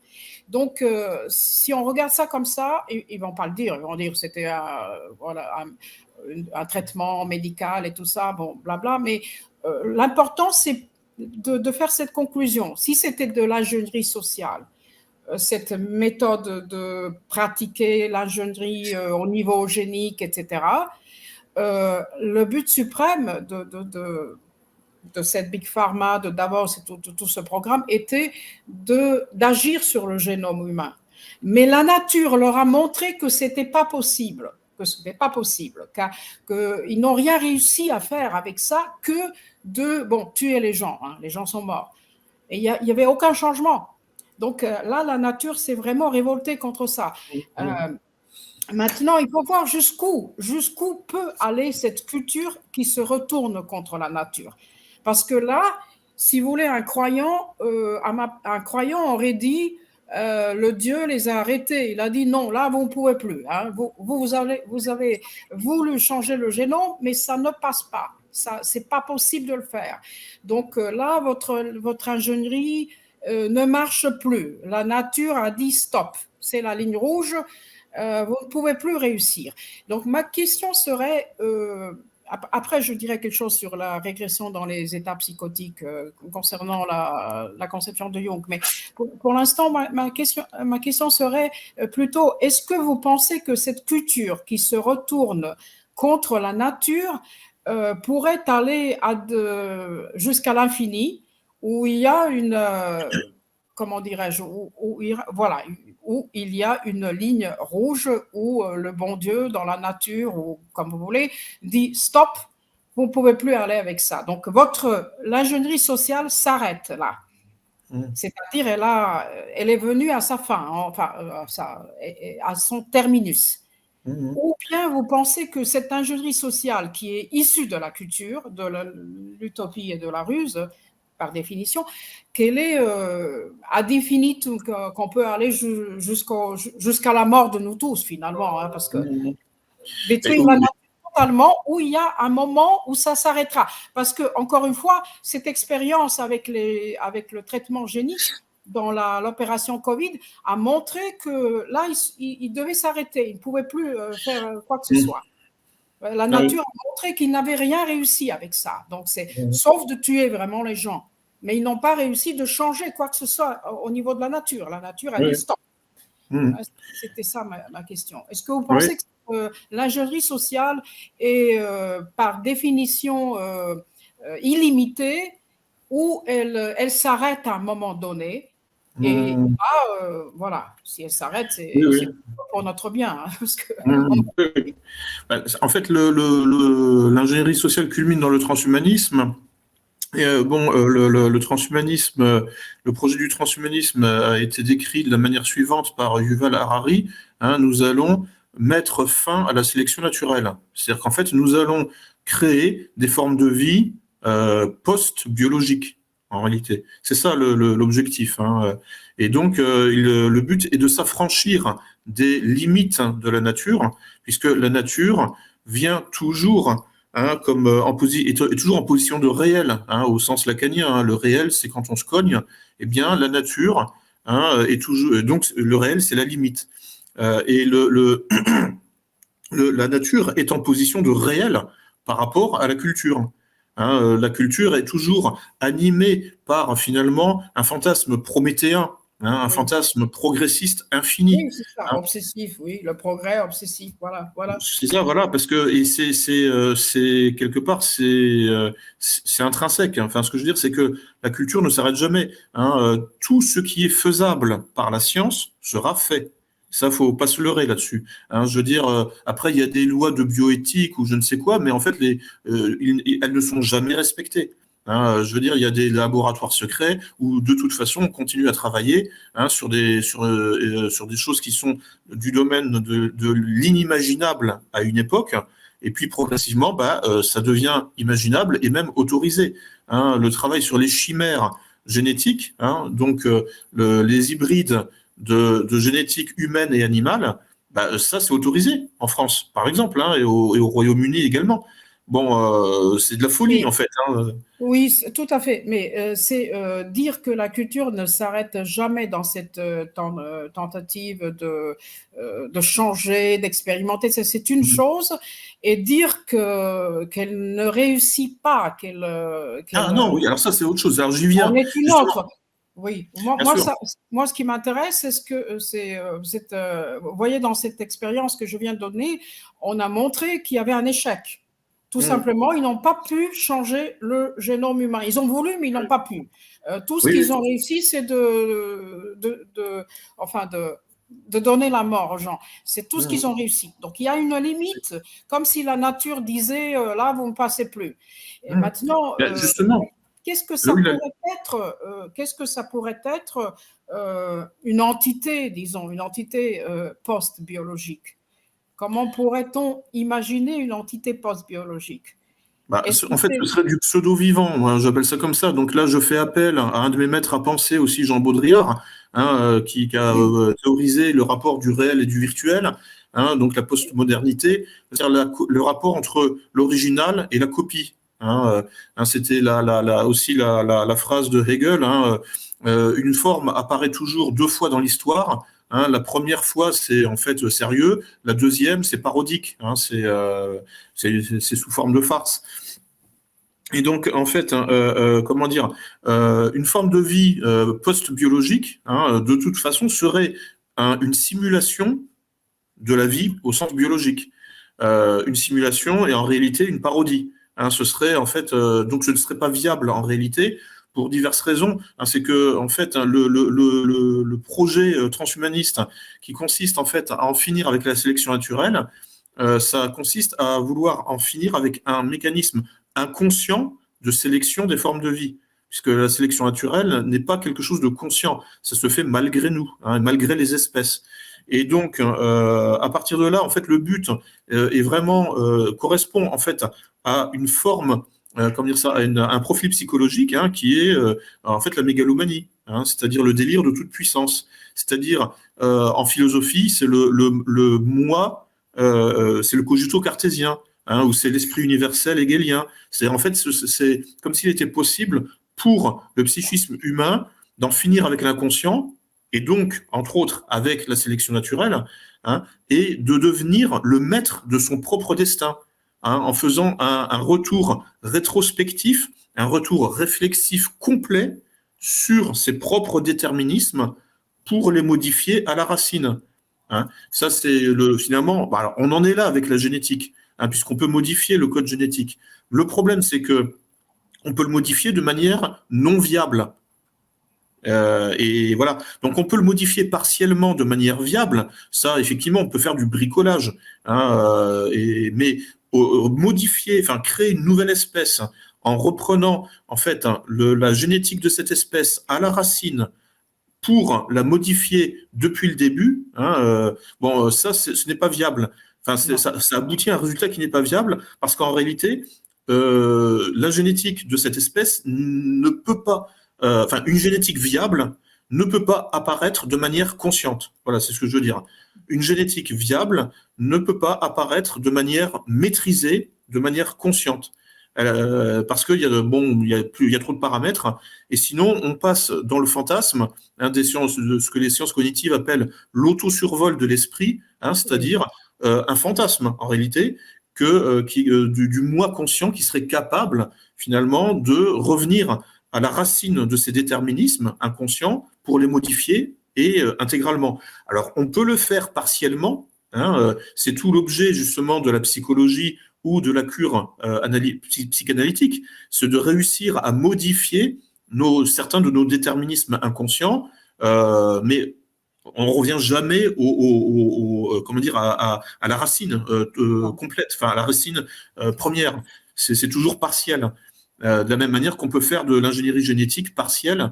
Voilà. Donc en fait, le projet transhumaniste de toute façon n'est pas viable. En revanche, le problème, c'est que il peut faire des dommages collatéraux. Il peut faire des millions de victimes en essayant de se réaliser. Et voilà. C'est pour ça, c'est là qu'il est dangereux, en fait, parce qu'il n'a aucune chance de réalisation complète, aucune. Et de toute façon, en fait, c'est juste, ça relève de la psychologie au sens où ça relève du fantasme, en fait. C'est au sens lacanien, quoi. C'est-à-dire, c'est en fait un ego qui se prend pour plus important qu'il n'est, quoi. C'est C'est un ego animé d'un délire de toute puissance. Voilà. C'est à moins que le but en soi n'est de donner la mort. Là c'est la réussite. On peut donner la mort et on peut faire mourir, enfin, on peut tuer tout le monde. Et dans ce sens-là, ça sera la réussite. Mais quand on parle de la psychothérapie, là, ce que vous avez mentionné, c'est possible méthodologiquement.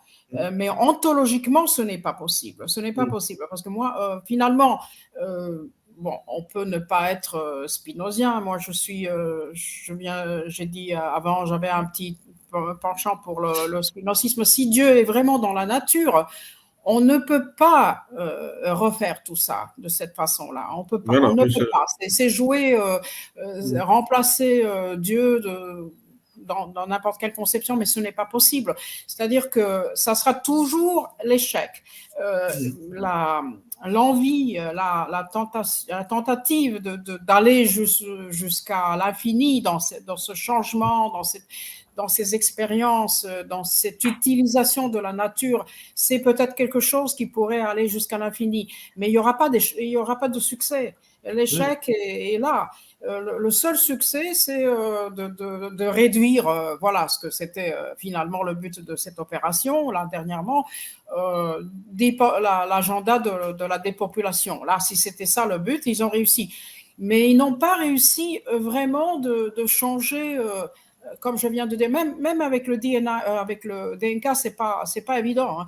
On peut faire des choses, comme vous dites, à moitié, mais en fait, c'est pas possible. Il y a quelque chose dans la vraie nature génétique qui contredit tout cela. Et si vous faites vos fantasmes, mais à un moment donné, ça va vers la destruction et vers la mort. Il n'y a aucun succès. C'est la même chose quand on dit une entité post-biologique, c'est peut-être un homme qui serait keyboard complètement, et on va mettre comme Klaus Schwab, qui est malheureusement le plus intelligent de tous ces gens de Davos, mais il a des fantasmes comme, tous les psychopathes, il se croit, il a le syndrome du bris, lui aussi, il est omnipotent, omnicompétent, et il dit on va mettre des électrodes dans les cerveaux des gens pour remplacer ceci, cela. Déjà, il n'est pas neurologue, il comprend rien dans ce domaine-là, et puis ce n'est pas possible.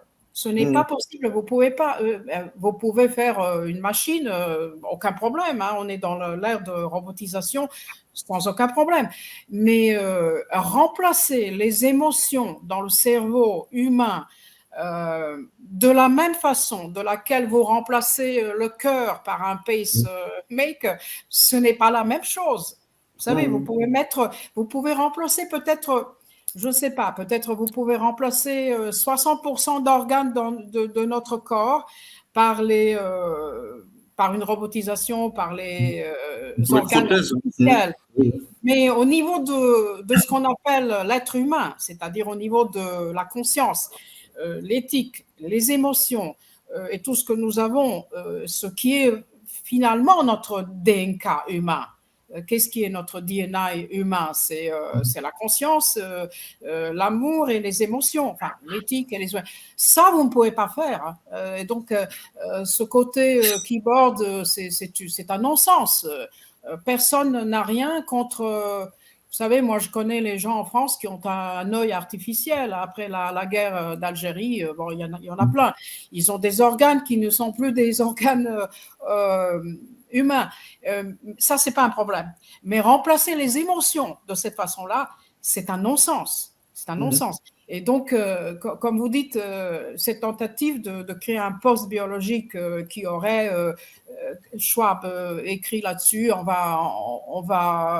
la volonté humaine, elle sera dirigée, etc. C'est n'importe quoi. Déjà, ce sont des paradoxes. Enfin, logiquement, c'est pas possible, c'est pas concevable, et empiriquement, c'est vraiment un non-sens. Donc, ils peuvent jamais faire ça. Ils ne peuvent jamais faire ça avec le cerveau humain côté émotion et la conscience, tout simplement, parce que comment on définit ces concepts-là. Donc, c'est vraiment n'importe quoi. Il faut leur dire, arrêtez avec ça. Vous pouvez remplacer peut-être les jambes, les pieds, les doigts, les mains, le cœur même, pourquoi pas, d'autres organes, mais touchez pas le cerveau. La conscience, c'est pas possible. Sinon, c'est un... Donc, voilà, la nature met quand même une frontière. Il y a quand même un limès qui nous dit vous ne pouvez pas jouer au Dieu à ce point-là, c'est pas possible, à moins que vous voulez détruire tout ce qui est autour de vous et s'anéantir, hein, c'est holocauste généralisé pour tous. Sinon, c'est pas possible. Donc voilà, mais l'imagination dans le monde virtuel, on verra, je ne vois pas qu'est-ce que ça donnera pour moi, ce n'était qu'une idée de réduire la population du monde entier. Voilà, c'était l'agenda de la dépopulation. C'était ça, en fait, la motivation cachée derrière toutes ces idées qui ne sont pas tenables logiquement parlant. Oui, c'est même logiquement, oui. Qu'est-ce que vous allez faire avec les électrodes dans le cerveau? Déjà, le cerveau fonctionne d'une façon holistique, c'est-à-dire il n'y a pas un centre pour les émotions. Enfin, la théorie de Thalamus, en fait, c'est un ensemble. Ils ne savent même pas où agir, l'hémisphère gauche, droit, comment.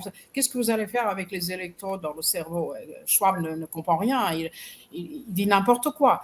Donc là, je pense qu'il ne faut pas avoir peur de ça parce que ce sont des charlatans, finalement. Il est intelligent, mais c'est un charlatan. En revanche, ce qu'ils ont essayé de faire avec le génome, ça, c'est plus dangereux parce que c'était vraiment des spécialistes, des généticiens qui savent ce qu'ils font. Mais ça n'a pas réussi. Ils n'ont rien changé. Et que s'ils sont capables de créer un être qui sera demi-homme et demi-rat, je ne vois pas l'intérêt. Enfin, qu'est-ce que ça mènerait où? Quel serait le but C'est pour ça que je vous ai posé la question, qu'est-ce que vous pensez? Est-ce que cette culture renverse le naturel? Est-ce qu'elle pourrait aller à l'infini ou elle doit s'arrêter à un moment donné?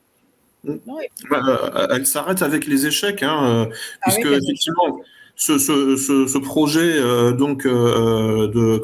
consiste finalement à supprimer l'inconscient, hein, en finir avec l'inconscient. Hein, c'est comme ça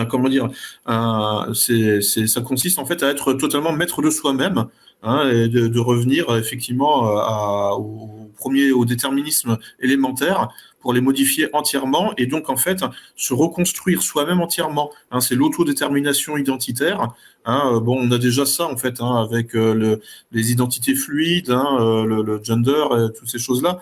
En fait, ça repose sur le même principe, c'est-à-dire que l'individu est qualifié, hein, éventuellement, hein, mais en tout cas l'être humain, enfin le moi conscient serait capable, hein, de se transformer lui-même. De fond en comble, hein, du début à la fin, hein, c'est-à-dire d'en finir avec toutes les zones d'ombre. Hein, c'est l'idée en fait d'un moi totalement conscient de lui-même, totalement maître de lui-même, hein, qui en finirait avec toute forme d'inconscient et toutes les zones d'ombre qui viennent le surdéterminer par rapport à son faisceau de conscience limité. C'est que ça en réalité. Hein. Mais donc vu que la conscience est intrinsèquement un mécanisme limité, parce que de toute façon, c'est la partie la plus superficielle en réalité du appareil psychique. Hein. Donc c'est en fait un peu comme si la partie la plus superficielle se prenait pour la plus profonde et croyait en fait, avec ses petits moyens, hein, avec ses petits bras, qu'elle allait en fait revenir, hein, sur son identité, sur sa nature, juste avec ses moyens limités de calcul combinatoire, hein, c'est-à-dire en fait des moyens artefactuels, des moyens culturels qui en réalité sont toujours un résultat. Hein, Donc, Vous savez, psychologiquement parlant, c'est aussi naïf parce que déjà dans la théorie de Jung, vous avez la conception que la maladie mentale, ce n'est pas ce n'est pas retomber dans l'inconscient complètement. C'est pas ça l'essentiel de la maladie mentale pour Jung. Mais la maladie mentale chez Jung est conçue comme la séparation radicale du conscient de l'inconscient. C'est-à-dire que Jung considère que ceux qui sont sains d'esprit, disons ça comme ça, sont ceux qui sont en contact avec leur inconscient. Et qui ont, parce que ce sont deux composantes de notre côté humain, et l'inconscient a une fonction de compensation très importante dans notre vie. Pour banaliser, je peux dire à un moment du domaine de la psychologie cognitive, votre cerveau est en train de décoder dans le temps réel des milliers d'informations. Mais il laisse entrer dans le conscient que 40. Et quand vous traversez la rue, si vous téléphonez en traversant la rue, la voiture ne vous écrasera pas parce que votre inconscient travaille pour vous. Le conscient est dans la discussion téléphonique, mais tout le reste, l'inconscient travaille votre corps pour que votre corps, à un moment donné, recule et comme ça, vous restez vivant. Enfin, je simplifie. Ça veut dire que l'inconscient a un rôle très important dans notre vie et c'est une partie... c'est une autre partie de nous-mêmes. On ne peut pas concevoir le monde sans inconscient. Ouais. Individuel, bon là, on peut parler individuel, familial, collectif. Mais l'inconscient, c'est une partie de notre fonctionnement. Et c'est une compensation extrêmement importante. Ça, on voit dans les rêves pendant la nuit. Enfin, le rêve, s'il n'y a pas de rêve, vous savez, les expériences avec la privation sensorielle de Rapid Eye Movement va directement dans la psychose. Si vous privez les patients du rêve au moment des ondes D, des ondes profondes, ils deviennent psychotiques tout de suite. Donc, cet aspect de l'inconscient, que ce soit dans le rêve ou dans le décodage des informations pour notre corps, il est très important et il a son rôle dans notre comportement. Donc, on ne peut pas imaginer anéantir cet inconscient pour que tout devienne conscient. Ça ne veut rien dire. Tout simplement, c'est une division du travail. Il y a un concept, ce que nous appelons la conscience. Ça c'est les 40, je ne sais pas, les quelques informations qui sont dans le... Voilà, on est conscient maintenant, nous parlons et nous sommes conscients de notre sujet. Mais il y a un système nerveux végétatif qui travaille, il est conscient de lui-même, si vous voulez. C'est notre inconscient. Donc, on ne peut pas l'anéantir. Et le transformer dans le conscient ne veut rien dire. Parce que c'est une division du travail. Donc, côté humain, l'inconscient fait son travail dans notre vie. C'est irremplaçable. Et donc, devenir totalement... Et cette histoire de conscience totale, tout ça, ça me rappelle le relativisme, vous voyez, c'est aussi quelque chose qui s'autoréfute à la fin, parce que ça n'existe pas. Il y a tout simplement, c'est comme le relativisme total qui est toujours autoréfutant, c'est pareil pour la conscience totale, ça ne veut rien dire. Il y a conscient et ils travaillent ensemble et c'est ça la définition de notre fonctionnement. Parce que comme l'état de veille et l'état de rêve, on ne peut pas vivre sans rêve, on ne peut pas vivre. On est mort dans quelques jours si on est privé du sommeil et surtout du sommeil profond, c'est-à-dire du rêve. Donc c'est ça l'inconscient. Vous ne pouvez pas le passer dans la conscience. Vous voyez. Donc ça, ce sont vraiment des idées et des hypothèses de ceux qui ne connaissent pas vraiment les faits scientifiques, qui ne connaissent pas, qui sont des charlatans. Quand je parle, moi j'ai c'est du scientisme ou du positivisme. Hein. Enfin, juste parce qu'effectivement, en fait, finalement, ça consiste, enfin, le projet à ce stade scientiste ou positiviste consiste à mettre en conscience toujours plus d'inconscient, hein, puisque de fait, c'est ça la science. Ça consiste à modéliser, hein, donc en fait, à mettre sur la table des choses qui sont encore inconnues. Donc là, on voit, c'est un processus de transition de la nuit vers le jour. Hein, et puis bon, donc là, on revient sur des paysages culturels bien connus, hein, ce qu'on appelle les Lumières, hein, la philosophie des Lumières. C'était une philosophie rationaliste, une philosophie de la raison contre l'irrationnel, hein, qui était bien intentionnée. Hein, c'est-à-dire que nous allons emmener l'humanité, hein, vers les lendemains qui chantent. C'est-à-dire qu'on va en finir avec l'obscurantisme, avec l'irrationnel, avec la nature, hein, et on va effectivement créer ce nouvel homme, hein, qui sera entièrement culturel, qui sera une création entièrement culturelle, donc entièrement consciente de lui-même. Enfin, vous voyez, enfin, il y a une vraie cohérence. En fait, le problème, si vous voulez, avec tous ces fantasmes-là d'ingénierie sociale, c'est que ces fantasmes, c'est qu'ils ont une cohérence culturelle aussi. Hein, ils ont réussi à créer leur propre écosystème culturel, validé, reconnu. C'est ce qu'on appelle le progressisme, sur la base du prométhéisme. Mais bon, les Grecs étaient sages et le mythe de Prométhée nous met en garde, justement, hein, contre. Les Grecs avaient aussi le principe de Médée. Oui. L'irrationnel est bien défini chez les Grecs. Mais je voulais dire, quand vous dites positivisme, par exemple, l'école américaine qui est totalement positiviste, l'école Behavioral Psychology, c'est un peu paradoxal parce qu'eux, ils ne s'intéressaient pas du tout à la conscience. Il disait tout ce qui nous intéresse, c'est stimulus-réponse. Vous voyez, la cause, l'effet. Et la conscience, et la conscience pour eux, c'était l'intermédiaire entre le stimulus et la réponse. Mais ça ne les intéressait pas. Ce qui les intéressait, c'est le stimulus et votre behavior, c'est le comportement après. Que vous êtes conscient de ce comportement ou pas, ils s'en foutaient. Donc, vous voyez, et ça, c'était le positivisme. Donc, eux, ils ne voulaient pas faire des recherches sur la conscience. Ils disaient, la conscience, on s'en fout. Il n'y a pas de conscience. Il n'y a que la cause et l'effet. Et votre comportement, qui pourrait être complètement, vous voyez, dans l'état d'ivresse, comme vous voulez.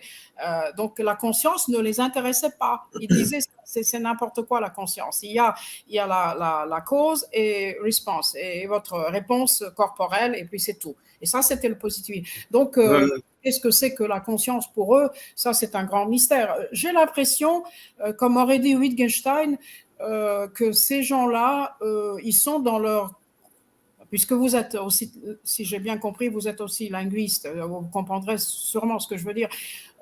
J'ai l'impression que ces gens-là, ils sont dans leur propre conflit linguistique. Ils ont des jeux de langage et ils ne comprennent pas de quoi ils parlent exactement. Ils n'ont pas bien défini leurs concepts quand ils demandent certaines choses. Et quand, une fois les concepts sont mal définis, ils aboutissent à des chimères logiques qui mènent nulle part. J'ai l'impression qu'ils ne sont pas conscients, enfin, qu'ils n'ont pas bien défini leurs concepts. Ils sont dans la confusion linguistique, en fait. Ils sont un Schwab, comme Geisbels, Schwab, enfin, qui a dans toute cette vente de, bon, Fauci, c'est autre chose. Ce sont des charlatans.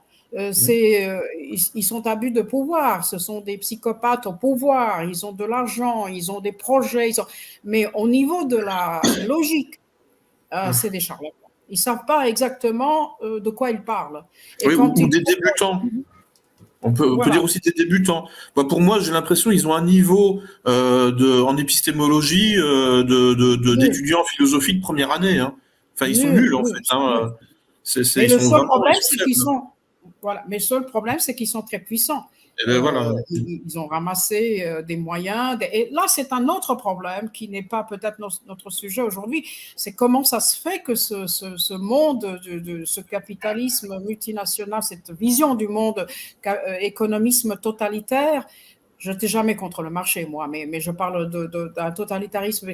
Comment ce monde de l'économisme totalitaire a permis l'existence des idiots pareils qui se sont accaparés du pouvoir? Parce que s'il y avait vraiment une sélection naturelle, c'est des fous qui sont les plus puissants.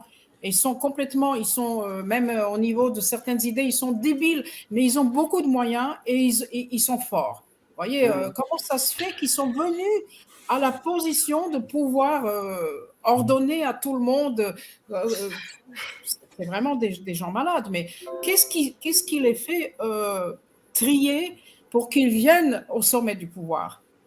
Et quand on dit ils sont choisis comme ça, évidemment, ils sont choisis comme ça. Disons que les banquiers derrière eux les choisissent comme ça. Ils choisissent des idiots avec je ne sais pas, avec des programmes psychotiques, etc. Mais après, on peut demander, mais qui choisit ces banquiers? Et puis, ça n'a pas de fin.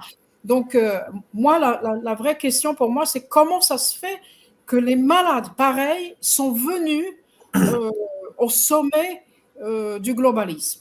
Voilà, pour faire simple. Là, la réponse. Imprimer de l'argent sans valeur, ça, on sait très bien. Ils ont imprimé, c'est la planche à billets, ça tout le monde sait. Mais c'est quand même eux qui ont pris cet argent et qui se sont mis dans la position de gouverner et de se croire psychotiquement le gouvernement mondial, alors que c'est une bande, pardonnez-moi, c'est une bande d'idiots, mais ils ont du pouvoir, ils ont le pouvoir. Énorme, on le voit sur l'île de Montréal, ils sont partout. Ils ont et c'est ça là, qui est la différence entre eux et nous, c'est qu'ils possèdent des moyens. Et en conclusion de l'émission, je voulais vous poser la question. Tout le monde nous annonce un effondrement majeur dans les prochains mois. Et est-ce qu'on a vraiment véritablement besoin d'un événement majeur pour casser cette dynamique-là qui rend fou la population? On est dans un état d'hypnose en ce moment, entre autres avec la guerre en Ukraine, qui les mène vers un objectif que les complotistes parlaient avant, de réduire la population. Et on est dans une logique comme ça en ce moment. Et le peuple ne semble pas réagir. Et l'autre bord, ils ont des moyens vraiment énormes. Donc, nous, il nous reste qu'à informer la population et à essayer de sensibiliser les gens à ces phénomènes-là. Alors, comment ça va finir, ça? Suite à l'effondrement, justement, qui semble être inévitable, est-ce que le bon sens va reprendre le pavé? Moi, oui, allez-y, non, mais... c'est tout ce que je peux dire, c'est que je comprends toute guerre comme déjà c'est une régression de l'humanité. Ça, évidemment, voilà, le progrès obsessif, il n'en est rien. Hein. On est retombé au Moyen-Âge avec la guerre. Mais ce que je vois, c'est que je dirais que toute guerre aussi tragique, et cette guerre en Ukraine, en Galicie, en Ukraine, elle est déjà mondiale. À mon avis, elle va se propager partout. Malheureusement en Europe, je pense. Ce que je peux dire, c'est il y aura une fin un jour. Et voilà, après toute guerre aussi tragique et aussi élargie, il y a un nouveau monde qui va naître après, ça c'est sûr. Hein. Je ne dis pas que, je ne sais pas où est-ce qu'on en sera, hein. Est-ce qu'on reviendra en arrière ou on va, mais les guerres, c'est-à-dire, disons métaphoriquement, l'instinct de mort généralisé, c'est toujours la fin d'un monde. Et après cette guerre, un jour, il y aura quelque chose de différent au niveau de partout, l'économie, pour ne pas parler des banalités, les Nations Unies peut-être recomposées, World Health Organization sera encore une autre, il y aura il y aura des changements, ça c'est sûr, parce que c'est un grand drame, c'est une tragédie énorme. Un jour, quand ça s'arrêtera, quelque chose va changer, ça c'est sûr, hein, ça c'est sûr. C'est enfin voilà, la conclusion la plus triviale, mais cette guerre, elle n'est pour rien. Elle était déclenchée par toute cette pathologie. De toute façon, moi je dis dès le départ que je conçois tout le programme mental comme une préparation pour la guerre. Et pourquoi ils ont fait tout ça avec les mesures de confusion, de choc, de répression, de privation sensorielle, d'humiliation, de peur généralisée, totalitaire. Tout ça, ça a été finalement la préparation pour la guerre à venir. Elle était projetée, elle était préméditée, elle était conçue, cette guerre. Et donc, bon, voilà, ça c'est une théodicée immanente. Finalement, un jour après cette guerre, je crois que tout va changer. Tout va changer. Et c'est peut-être la seule chance pour l'humanité, parce que ça, on est venu, on est arrivé à... bon, voilà, c'est pratiquement, on est venu à la destruction. Et cette guerre, elle est tragique, mais après la guerre, il y aura un renouveau, je pense, à tous les niveaux, à tous les niveaux. Ça, c'est pas pour être optimiste à la fin, mais vraiment, je conçois ça comme ça. Lucien. Alors, je vais donner mon avis. En fait, moi, je pense que bon, c'est la démographie qui compte en réalité. Donc, en fait, bon, les oligarques, les mondialistes occidentaux ont cru qu'ils pouvaient dominer le monde sans avoir un poids démographique. D'où la promotion finalement de la stérilisation des populations, la contraception de masse et de confort, le LGBT qui valorise une forme de vie sexuelle stérile, et puis toutes les expérimentations GPA, PMA, tous ces trucs-là qui détruisent les familles. Et voilà. Bref, donc le problème c'est que bon, ça c'est justement une confiance finalement dans le prométhéisme et dans la culture. Donc, en fait, ces élites donc occidentales mondialistes ont cru qu'elles pouvaient dominer le monde avec finalement une approche qui consisterait à rompre avec la nature et avec la sélection naturelle. C'est un échec, c'est une idiocratie, et cette oligarchie mondialiste occidentale est en train de se suicider. Et en fait, elle ne supporte pas, elle est mauvaise perdante. Elle n'accepte pas d'avoir perdu finalement la compétition internationale, et donc elle veut entraîner le monde avec elle dans son suicide, parce qu'en réalité, elle est animée de pulsions d'autodestruction, de pulsions de mort, à cause justement du fait qu'elle est exclusivement dans l'idéologie. Elle a coupé le contact avec le réel, avec la nature. On appelle ça la tertiarisation. C'est quand le secteur tertiaire, le secteur socio-professionnel tertiaire devient plus important que le secteur primaire, c'est-à-dire la production, et le secteur secondaire, c'est-à-dire la transformation, qui sont encore des activités manuelles, des activités industrielles, c'est-à-dire en fait finalement encore proches de la nature. Donc le secteur tertiaire résume tout, transforme tout en images. C'est l'informatique devient la reine finalement.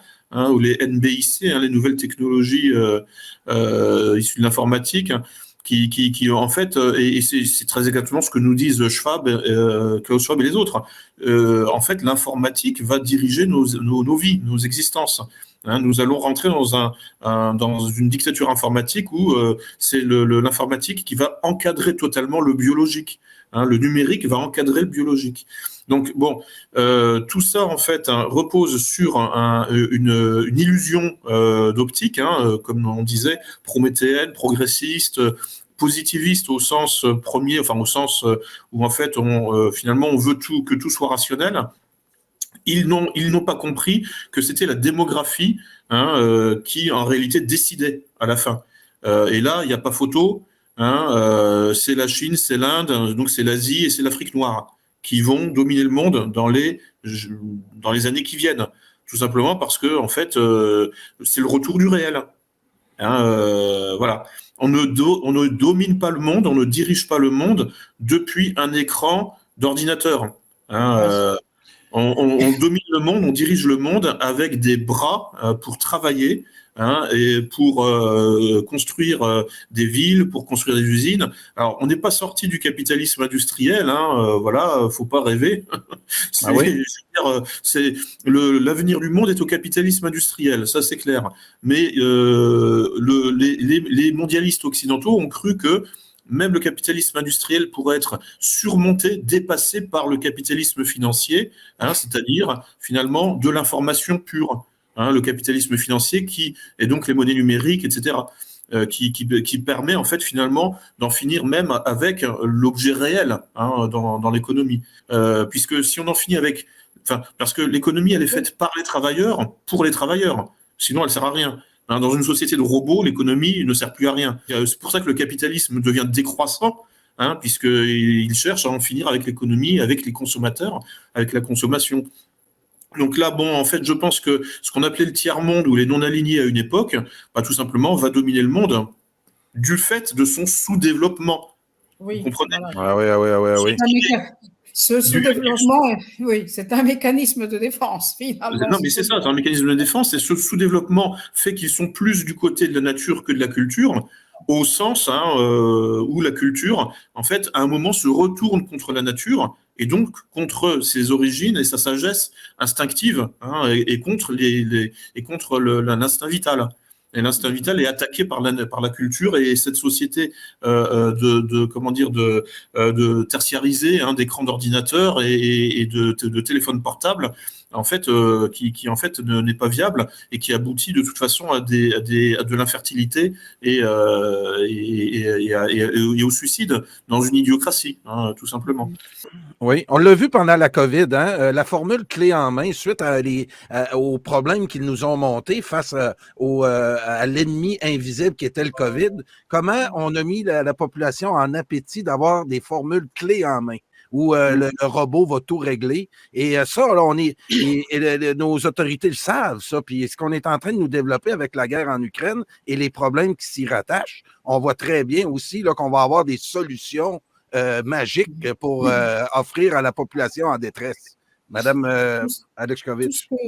Oui, je voulais dire, tout ce qu'ils ont réussi, c'est vraiment de réduire un grand nombre de gens, du monde sur la planète. Il y en a énormément qui sont morts et qui mourront à cause de cette guerre encore. Déjà l'expérience génique, ensuite la guerre, ça ils ont réussi. De détruire l'économie en partie aussi. Mais je dirais, concernant ce concept du rationalisme, je voudrais me souvenir d'un livre d'un de mes profs à l'époque, quand j'étais étudiante à Paris avant Jésus-Christ. Alors, c'était Jacques Bouvresse.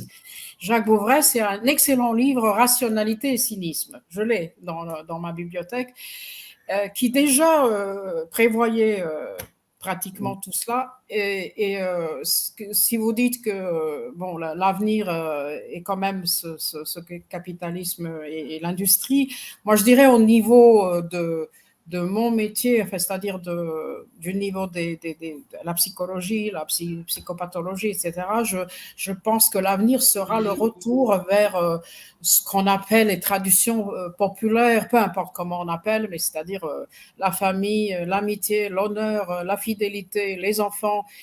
Et tout ça, ça sera le retour vers, finalement, il y a une méthode. Ce qu'ils ont réussi à faire ces dernières années, avec cette terreur, avec cette peur généralisée, avec ces manipulations, cette ingénierie, tout ça, cette psychiatrie noire, ce qu'ils ont réussi à faire, c'est ce que nous appelons dans la psychothérapie, nous appelons ça méthode flooding.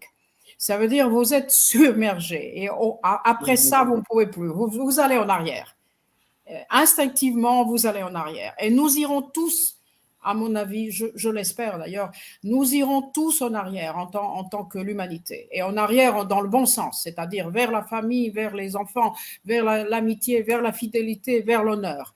Encore une fois, vers ces traditions. Et ça ne disparaîtra jamais. C'est quelque chose qu'ils ne peuvent pas détruire. Peu importe le numérique ou d'autres fantasmes, on n'est pas contre les chiffres. Comme je viens de dire, on est pythagoricien, mais au niveau ontologique et pas seulement méthodologique. Mais ils ne réussiront jamais à détruire ces aspects de la vie traditionnelle et de l'inconscient collectif, parce que c'est tellement ancré, et c'est ça la nature en nous, et ça, ils ne pourront pas détruire. On va tous revenir après ces épisodes de peur, de guerre, de catastrophe, de mort. On va tous revenir à la vie, peut-être à la vie un peu plus simple, vers la famille, vers les enfants, vers les amis, vers l'honneur, vers la fidélité. Ça bon, espérons. Ah, mais je suis sûre. Là, c'est un sentiment, c'est une intuition clinique, comme au départ de COVID-19 Operation, quand j'ai dit ça sera le test de l'intelligence, et ça sera la préparation de la guerre, et ça sera l'expérience de Milgram sur nous tous. Je l'ai senti tout de suite, je n'avais aucune preuve, mais je l'ai senti, c'est ça. Et là j'ai aussi ce sentiment clinique qu'on va tous aller en arrière, mais dans le bon sens. Wow. Très beau message d'espoir, Monsieur Cerise, pour terminer de votre côté. Moi, je suis pessimiste et optimiste. C'est-à-dire, je suis pessimiste pour les peuples occidentaux, hein, donc les peuples blancs, quoi, en fait. C'est de culture gréco-chrétienne pour l'essentiel. Voilà, même si on disparaît, parce que je nous vois en train de disparaître. Démographiquement, c'est clair. Mais c'est pas, enfin, l'humanité ne va pas disparaître. En revanche, donc en fait, s'il y a une partie de l'humanité qui disparaît à cause du Great Reset, à cause de cette immense expérimentation transhumaniste qui a essayé d'emprisonner toute la planète, je ne sais pas si les peuples occidentaux vont lui survivre. En revanche, l'humanité lui survivra. Ça, c'est certain. Et voilà, moi, je regarde la démographie. Je pense que ça permet d'avoir une vision de l'avenir, parce qu'il suffit de prolonger les courbes, comme on dit, les courbes statistiques. Voilà. Donc voilà, je suis en fait pessimiste pour une partie de l'espèce humaine, mais globalement, j'ai envie de dire, même pas optimiste, mais réaliste. De toute façon, la dépopulation, c'est pas pour demain. Enfin, je veux dire, il y a des régions du monde où la natalité, de toute façon, n'a pas du tout, n'est pas en réduction justement, n'est pas en diminution. Et puis il y a des régions du monde comme la Chine où la natalité peut être relancée du jour au lendemain, parce que là, d'une certaine manière, le gouvernement chinois a appliqué la politique de l'enfant unique pendant toutes les années de guerre froide, etc. Mais du fait que la mécanique d'État chinois est bien huilée, ils ont un certain contrôle sur leur population, y compris sur la natalité. Si la Chine en a besoin, elle relancera une politique familiale. Donc en fait, les poids lourds asiatiques, la Chine, l'Inde et l'Afrique noire, de toute façon, ne sont pas menacés sur le plan démographique. Même si, il y a des guerres ou voilà, ce sont des régions du monde et des populations qui, de toute façon, à mon avis, auront les clés de l'avenir de l'humanité entre leurs mains. On peut trouver ça bien, on peut trouver ça mal. De fait, ce qu'on appelle la civilisation occidentale est vraiment menacée de disparition. Ouais. Ensuite, elle peut survivre dans les musées, voilà. Et puis, il y a une partie de l'Afrique noire qui est francophone, qui est chrétienne, etc. Qui peut sauver des éléments de culture aussi. Et puis, voilà, on peut survivre à titre comme ça, un peu comme dans un zoo humain. Mais je veux dire, je ne vois pas d'avenir aux peuples occidentaux à cause de nos propres élites, de nos propres oligarques qui non seulement nous essayent de tuer tout le monde, mais qui se suicident en réalité. En fait, c'est essentiellement ça le résultat. Et ça nous affecte par effet domino, par effet papillon, par effet de ruissellement. Les populations sont de toute façon impactées et victimes au niveau collatéral. Écoutez, voilà. Les peuples sont une chose, les idées sont une autre. Je dirais que les idées de Montesquieu, de Malebranche, de Rousseau, de Kant, de Daudet, tout ce que vous voulez, survivront. Et c'est ça qui compte. Et donc, cette culture occidentale, elle va survivre de cette façon-là. C'est pas parler. Et concernant les peuples de l'Occident, moi, je dirais tout simplement ceux qui survivront dans tous ces pays qu'on appelle l'Occident, entre guillemets, l'Occident d'aujourd'hui, je dirais que ceux qui survivront, c'est les 40 justes dans tous les pays. Et les plus braves et les plus courageux, les plus intelligents, les plus forts, voilà, encore une fois, surhommes, c'est ceux qui survivront. On a déjà survécu, on n'est pas, ils nous ont pas trompés, on est là. Donc voilà, les 40 justes dans tous les pays, en France, en Allemagne, en Angleterre, partout, en Italie, partout. Et que ce soit, c'est ça qui compte. Oui. Ils ont réussi de décimer la population, mais les plus intelligents et les plus forts et les plus intègres survivants. Écoutez, comme Québécois puis Canadiens français, notre histoire le témoigne. Je pense qu'on peut avoir espoir. Nous, on a été conquis en 1760 Et on a été occupés depuis 260 ans.